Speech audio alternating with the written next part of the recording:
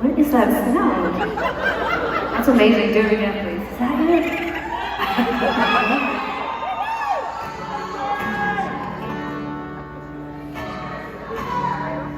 All right, we're not going to play any of the songs that you've asked for, and I really don't know what to say except either you like really niche parts of our catalog or we're just rude. In any case, this next song is a song that I can remember how to play with some consistency, and so therefore it remains in the set list.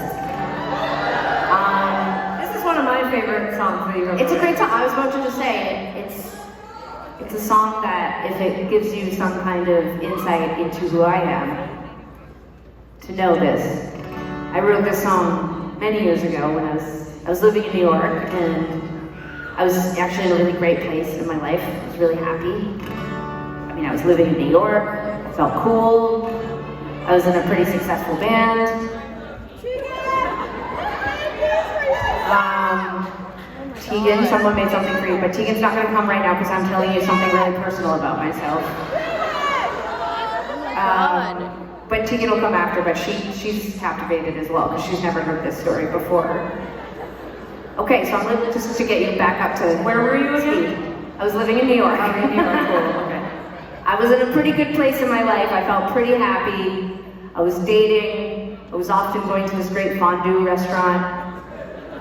I was seeing morning movies, which is just one of the most pleasure-inducing things I can think of.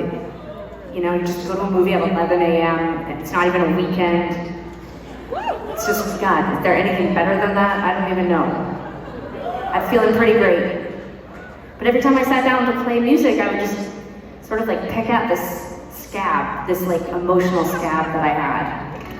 And it was particularly awkward because I was in a new relationship with someone who wasn't an artist. She wasn't somebody who, you know, who made art for a living, and I had always dated people who were sort of in the biz, if you will.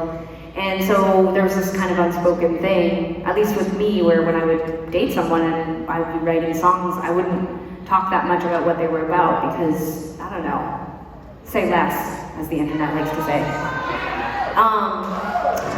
But I was dating a really healthy, normal person who was curious about me, which also I did not recognize as something that was attractive initially. I was like, why are you always asking me questions that are thoughtful and kind and seem well-meaning?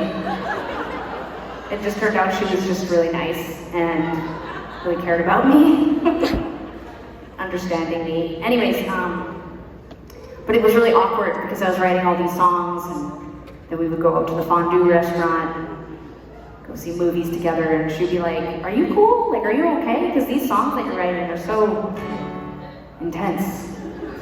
And I was like, yeah, no, I'm cool. I'm totally over the ex. Don't worry about it.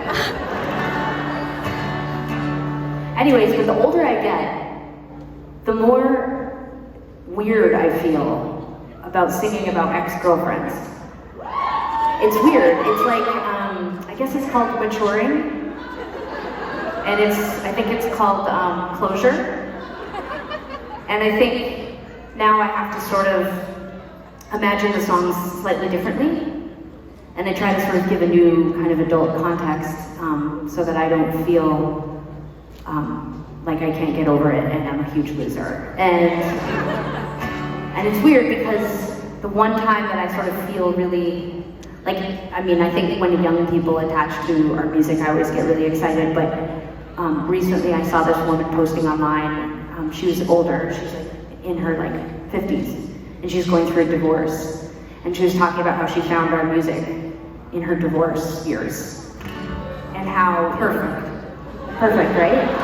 Yeah. And so then I started thinking about it in the context of that, like, okay, like I'm married now, but I don't want to get divorced, but I can imagine that probably our next great record will come when I do get divorced. And I'm not saying it's gonna happen, I'm just saying if it were to happen, I think it would be pretty great. I think it would be a really good record. But I'm sorry, because the truth is I don't plan on getting divorced anytime soon. I just re-upped my will. And my wife and I just have agreed that it's just too complicated to get divorced. And We have a kid now. It's just, we fucked up everything. So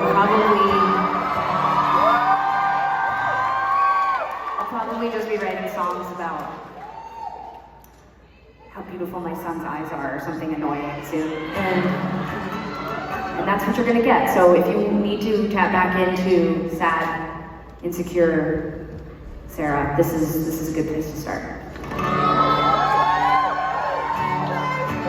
I can't say that I'm sorry, getting so ahead of myself. I can't say that I'm sorry for loving you and hating myself. I had nothing to show you, I had nothing to hold you back. It's killing me to walk away, call me, don't hold me now. Why don't you wanna wait this time? Why don't you wanna take my call, hear me out? Why don't you wanna win me now? Why don't you wanna show me up? Tell me why you couldn't try and keep me here.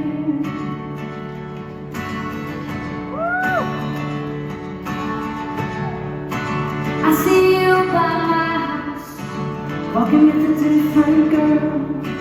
I see you by my house, talking with a different girl. She's got nothing to show me, she's got nothing to hold.